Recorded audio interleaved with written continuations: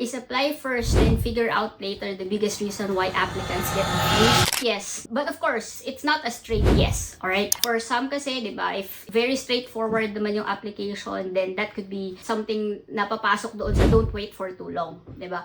Pero if you do apply first and figure out later type of strategy yung gagawin mo, pero hindi naman land well yung application, then dun papasok yung hindi complete yung application package or hindi strong yung application package.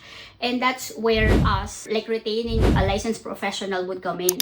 Kasi of course, we will help you straighten and smoothen your application process so that yung application package mo is strong and complete. Kasi ngayon, napaka-strict ni IRCC sa pagre-refuse eh. Konting hindi mo lang mapirmahan, konting hindi mo lang ma-submit yung isang document or file, nagre-refuse na sila. Meron ka lang hindi matik na yes or no answer, nagre-refuse na sila. So, that's where guidance of a licensed professional would come in. Kasi, of course, we would help you spot kung ano yung mga errors na potentially po pwedeng makita ng case officer na mag-handle ng case mo.